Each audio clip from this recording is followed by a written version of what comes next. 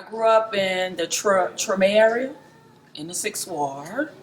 They call it, it's like a historical old area. I stayed on St. Philip Street. My grandmother owned a house called the Big House, which I have a record company called Big House Entertainment. I named it after the house because it was, family orientated or whatever. So that's why I kind of grew up in the 6th Ward. What kind of records were played in your house? What kind of music did you hear? My mom is a big Anita Baker fan. She loved Luther Vandross. Who else she played? A lot of old music I grew up listening to, and that really kind of got me into wanting to do music. Mm-hmm. Yeah, but a lot of Anita Baker, a lot of Luther Vandross, a lot of I forgot this old group name, Earth, Wind and Fire. It was a lot of that going on. So my mom kind of influenced me in, kind of getting into music because of the music she was playing around me. Did you play any instruments? No, but I have long fingers, and everyone used to tell me when I was younger that I should play the piano. But I'm in college now, so and it's embarrassing to say I just started taking a piano class, so that's kind of cool. Mm-hmm. I just learned my keys, so. So what was the first time you thought about being a musician? When I was, that's my cousin. When I was like 5 years old, I used to walk around the house wearing wigs and having a brush in my hand, looking in the mirror, singing like Tina Turner and performing for my family or whatever. And I always was like the star of the show. I used to imitate Janet Jackson, Michael Jackson. I used to have the Michael Jackson glove or whatever. Music is like a big influence in my life. So I kind of knew that I always wanted to do it. You born performer? Yeah. So what was the first time, you sing, you rap, what was the first thing that happened? Well, the first thing that really happened was I grew up in singing in choirs. My grandmother was a bishop. She was a spiritual analyst too, which I really don't know what that is. But I grew up singing in a choir, and then after the choir, I kind of like got into R&B. And the first female that really influenced me was Janet Jackson. Control, So I kind of like, Janet Jackson. I had a little, what it was a record at first. It was like a little. What was it? You don't remember? I think it was like what the record was. What they used to call it, an EP or an LP or. LP is a standard play, like an album. Yeah. But an EP is the short one. Okay, yeah. So that's what I kind of had. So Janet Jackson. Mm-hmm. Mm-hmm. What about local ladies? Who? Anybody, local women? Local women. When I first got into rap music, the local lady that I was inspired by was Mia X. So it was Mia X, it was Females in Charge. It was a lot of ladies around that time that was doing it, but Mia X was more vocal. She was more about girl power and women power and really like influencing women to be strong. So that's who I kind of like took a liking to Mia X when she first came out. So it kind of really wanted me to do it. So how did you get to be from like a kid to being, like a Cash Money when you were 14? Yeah. What happened was, and I forgot to say this, but I'm going to say Mia X and Cheeky Blakk. Mm-hmm. Because Cheeky Blakk she was rapping before I was, and she knew I wanted to do it, so I started hanging with her and sneaking in the clubs or whatever. And she was a big influence on just showing me how it went, showing me how the clubs was. I thought I was a woman at 14, 15. So I was sneaking in the clubs or whatever. And then me and Cheeky Blakk used to do they used to have like dome shows. And the dome shows, they're kind of like, it's like a talent show, like Star Search or whatever. And through that, I remember being at the Big Easy, I met Slim, Ronald Williams from Cash Money, and he gave me a card. And then I called him. And did you just go up to him and say, hey, I'm a rapper? No. They came up to me. They was like, we like your voice. It was me and Cheeky Blakk performing together. We called ourselves, I was Terrible T at the time, and she was Cheeky Blakk. But they saw when we was performing, she was holding a mic. But they heard my singing voice. So Slim gave me a card, and I called them, and that's when I kind of like hooked up with them. I kind of hung around them, and Baby gave me the name Miss T. Yeah, that's how that went. Where did it come from? Miss T? At the time, they had like rappers out like Queen Latifah. They had Sweet Tea, and he really liked the way Sweet Tea used to sing. She had did a song with Immature, so he was like, "We're gonna call you Miss T." So it really came from him. So I don't know what made him think of that. Do you remember the first time you ever went to a studio for Cash Money to record?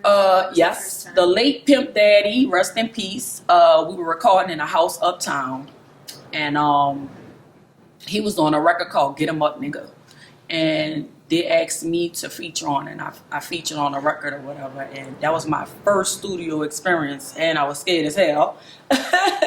But when people heard that record, they kind of took a liking to me, and it was like, who is this girl, Miss T? So that's how I kind of got started, you know. And from there, what was the next big, the next level you think you got? So you were doing features and stuff. Like, what was the road leading up to your first record?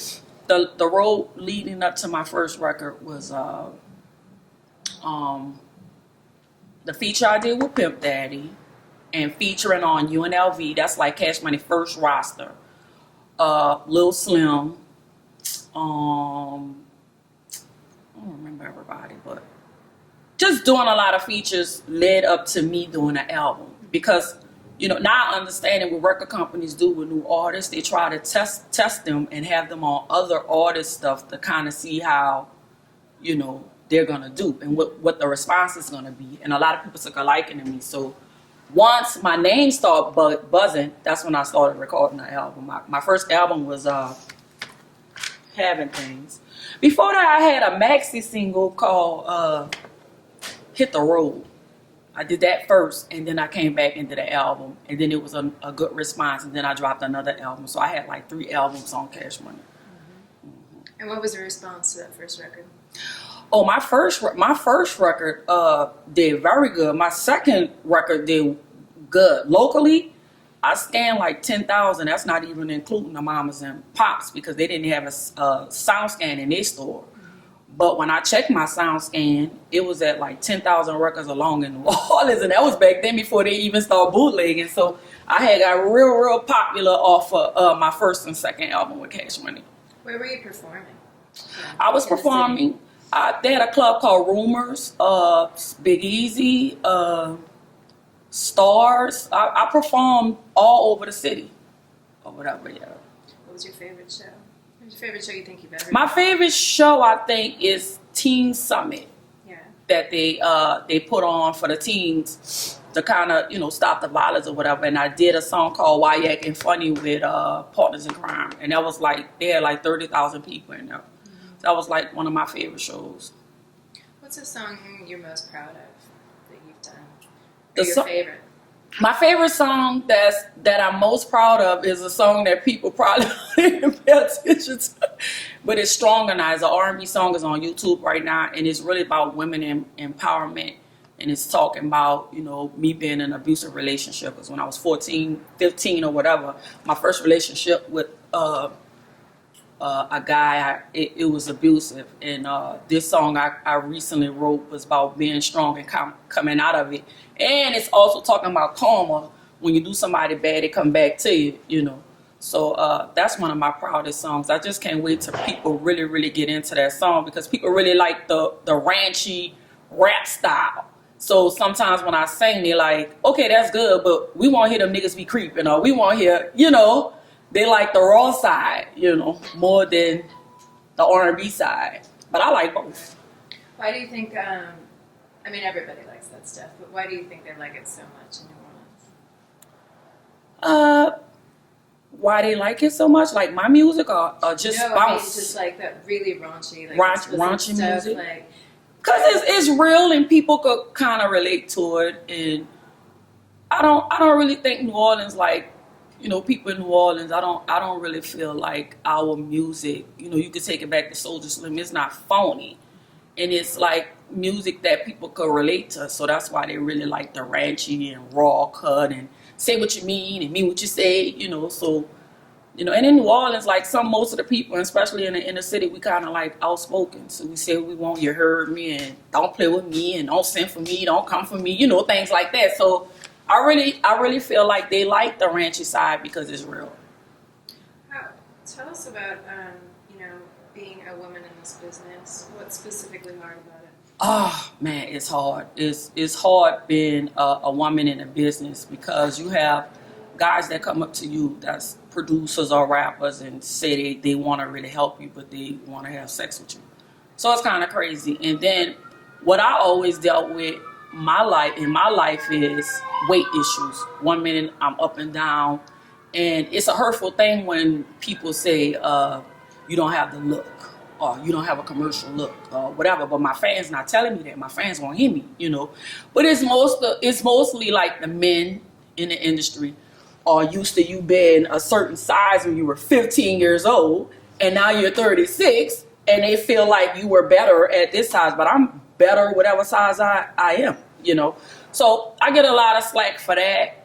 I get a lot of slack for male bashing, and which I don't feel sorry for, because you hear all the rap music that's out now about my bitch, my hoe, my girl got a girlfriend. So why they can't have a woman that's coming up that's talking about don't be stupid for no nigga, get your money, you know, motivate them to don't just focus on a man, go back to school, get your education.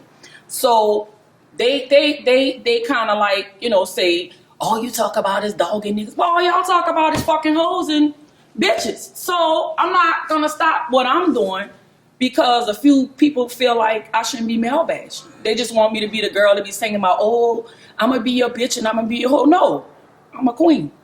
You know what I'm saying? So, and I think a lot of girls, they like me because I tell the truth, and I'm kind of like the voice for females. I'm the person that's gonna say it. They probably be scared to say it, but I'm like, if you don't trick, don't fuck him. You know, like, so they kind of like, you know, look up to me. And a lot of females tell me that my music kind of inspired them, because I had a song called I Know It's Tough, but you gotta stay strong, keep your head up, because life goes on. And you know, I'm really real with my fans, and I use my experience of what I've been through to let them know you're not the only person that been through that or going through that, you know. So I guess that's why a lot of females like me, and I guess that's why they relate to me. You have a lot of younger girls coming up to you all the time. Yeah, a lot. They're like, oh, Miss T, you put me on game. But when I used to write those records, like the song I had, them niggas be creeping, or if you don't trick, don't fuck them, I wasn't like really like on game. I was like green as fuck because I was a teenager. But as a woman in experiencing things, like I have a little bit more experience in telling you the right thing. And I'm not going to tell you the wrong thing in my music. You know, like my new single, What's Love Got to Do With It, when I'm struggling to get my bills paid. I'm not saying be a hoe and go out there and fuck for money. I'm saying if you want to have somebody that's in your corner and you sleeping with every night, he should contribute to the bills. He should help you. He should motivate you. He should want you to do good. You know, so if that's male bashing, I mean, fuck it. Because all the records that come on I hear is about fucking, my bitch, my hoe. So I'm going to always have my opinion on that. You know what I'm saying? Because I'm a woman. And I believe that a female should be treated right. And I believe if you giving your precious goods to somebody, they should respect you. It had to have been so hard and crazy for you. I mean, it was like 7 years before the time you were even 21.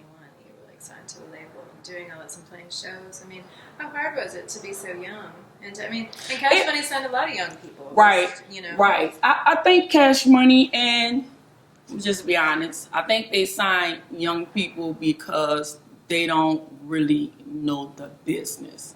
So if you really don't know the business, you're not going to ask too many questions. And if they giving you gifts, like my first car was bought by Baby, my first apartment was bought by Baby. What kind of car was it? It was like at the time, Cutlass Supremes. It was kind of hot at that time. And I didn't ask questions about that. Long as I was getting money, you know, I was getting money for shows. I was paying my own bills. And he provided me with a little stability. And then I was a teenager on my own. and I was a teenager on my own, and I had a baby at 15, so they treated me like a woman, and I really wasn't a woman. I was just trying to survive, or whatever. But it kind of hurt when they blew up and they didn't reach back, even though I left. And I remember him saying that if you leave me, I'll never fuck with you again. And I felt like he stuck with his word, but at the same time, I feel like I paved the way for a Nicki Minaj, and I can repeat this, a Drake, Juvenile, because we were the guys that was selling those units back then, before those people even was heard of. And the way a record company get recognized is that company have to be selling units for you to get a deal.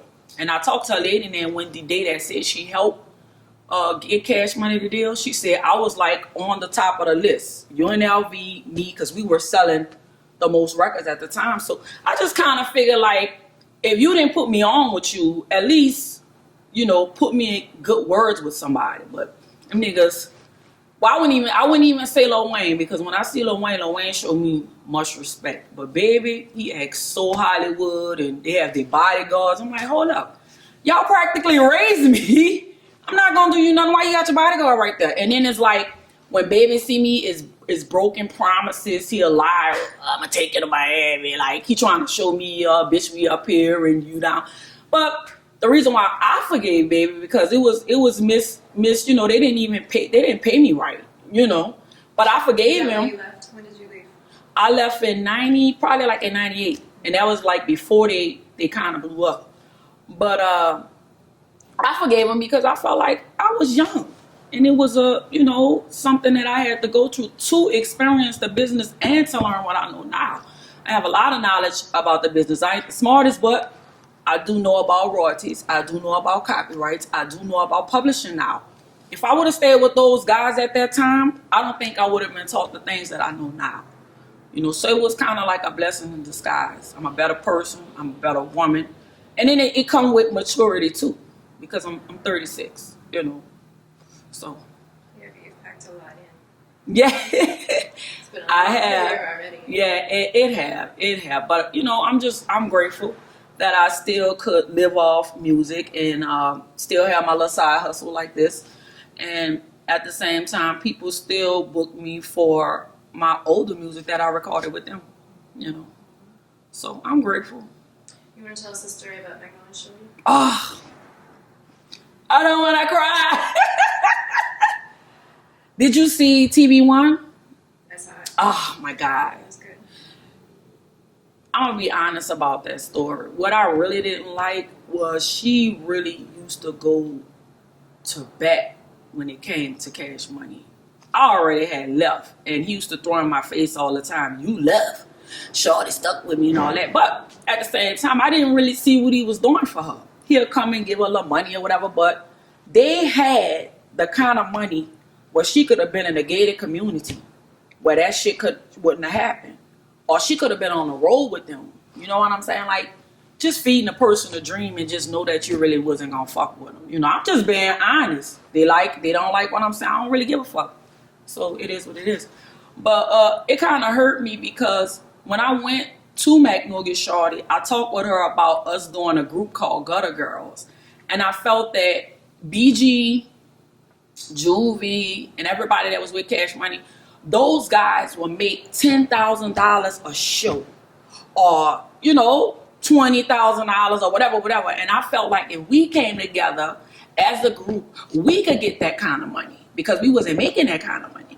So we got together and we started recording some songs or whatever. And then she blew up with her little song she had. And it just was like cross-drawing with baby, with certain situations, probably telling the girl, when I was with them, I didn't want them to fuck with her, which was true. Because of the simple fact, I was the only girl and I was a teenager. I wanted to be the only girl. I'm not my past does not define me. Who I am right now as a person define me. And for them to just bring that shit up, like she used to tell me a lot of little shit that he said he used to fuck with me, like for his business and he don't fuck with me no more and da da da da. And which what made it so fake, because he'll still talk to me and act like it's all good, but he still was holding a grudge, because she'll come and tell me, you know. But I just felt like they could have did a lot for her and they didn't. You know, and especially if you throwing it in the first lady first, because I was the first female that Shorty stuck with me. That I just felt like she could have been big, and I was rooting for her. I wanted her. If it wasn't gonna be me, I wanted her to go. And unfortunately, God wanted her more. You know, so A happy story about her that you can remember? a happy story about Magnolia Shorty is like, if you depressed and Magnolia Shorty come in, she's gonna uplift your spirit, meaning joking, playing, clowning, saying what she wants to say, speaking her mind, making jokes or whatever. And she was the type of person, like, when it was time to perform, you could feel the energy. Like it was good energy, like rocking a whole crowd by herself. You know what I'm saying? And I just kind of really want, who was that? Hey, How you doing? Chico, what's up? Sess never came back? No, he ain't never come back. I just kind of wanted her to blow. When she had a little song and the whole city was, you know, on her, I really wanted her to kind of be that person to get on, because at this time, I'm mature. I'm a grown woman. I got 2 children. I got a daughter in college. She go to LSU. I'm in college myself. So why would I be holding a grudge back when I was younger? You know what I'm saying? So I took a liking to Shorty. I paid for our photo shoot. I put her on game about makeup and getting her appearance up or whatever. And I just really thought that we was going to kind of like, you know, wreck the game. But so happened that, you know, that happened. She was a very beautiful person. You know what I'm saying? And I just wish they would have did more for her. You know. Is there anything we haven't talked about that you want to talk about? I think we kind of talked about everything. Favorite New Orleans rap songs of all time? Rap and I like Let Me Find Out by Ward Weebie. I think it's very funny. The video was funny. That's about it. I like Partners in Crime. Kango's style is just so amazing. I think he's so talented. I always be telling him he need to go solo and do his own little thing. You know, no disrespect to Mr. Mina, but Kango is real talented. Successful 5, I like Successful 5 grind. I like his hustle. I like that no matter what people say, he still do his music and he still. So we were talking about Kango favorite. What about favorite classic New Orleans rap stuff? Stuff from the 90s. You got any favorite songs? I like Females in Charge. They had a song called Where's That Nigga I Call My Trick. I like that song. I like Daddy-O's song. He had a song called I'm Not Your Pimp Daddy. I'm Not Your Pimp Daddy. I like Cheeky Blakk's song, Bitch Get Off Me. I had a lot of favorites in the 90s. Pimp Daddy. Who else? Partners in Crime, Pump the Party. That used to roll too. Huh? Ghetto Twins, Mama's Baby, Mia X, The Payback. That was my favorite song. Ricky B, Joe Blakk, Where You From? And all-time favorite classic, hands down is I think it's Butch Up Time with Gregory D. Yeah, that's my favorite. We interviewed him. Oh, y'all did? Yeah. Oh, Lord. What do you love about that song? It get everybody hyped. And everybody screaming they war and where they from. So it's kind of exciting. My favorite sissy song is Beat It Out the Frame by Sissy Nobi. The other sissy song I like is Big Frida. Around the Clock or something out. Around the Clock, rock. We don't know. And Frida is like a great performer. He's real great, a great performer. And Sissy Nobi is a great writer. So I like some of the new bounce, and I love the old bounce. What is it about bounce? What do normal people love bounce? The beat, the culture of music. I think New Orleans take something music and make it their own, because the beat was originally from the show boys from out of New York, And we took that beat and called it the brown beat, and created our own style with it. So I like it. I like the fact that I'm a part of a culture, a sound that's kind of new and fresh. When you could get T.I. to kind of bite it, so that's kind of cool. Thank you. You're welcome, love.